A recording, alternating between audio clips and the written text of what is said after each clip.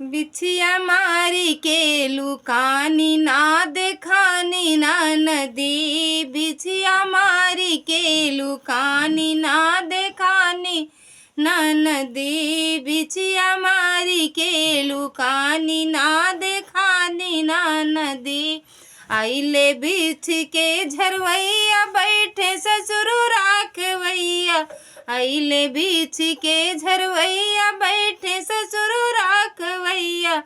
छछा काल कई के रोवे मोर सजनवा नदी। छछा काल कई के रोवे मोर सजनवा नदी। बिछिया मारी के लुकानी ना देखानी ना नदी। बिछिया मारी के लुकानी ना देखानी ना नदी।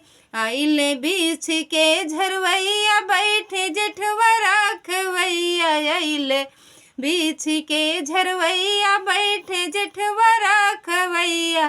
छछा काल कई के रोवे मोर सजनवा नदी। छछा काल कई के रोवे मोर सजनवा नदी। बिछिया मारी के लुकानी ना देखानी ना नदी। बिछिया मारी के लुकानी ना देखानी ना नदी।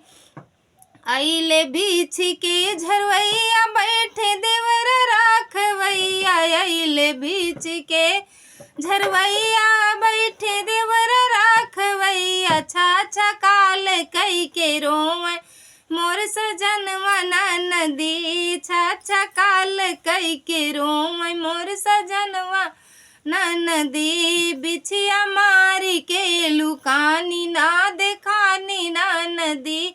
बिछिया मारी के लुकानी ना देखानी ना नदी। धन्यवाद दोस्तों, अच्छा लगा तो कमेंट में जरूर बताना।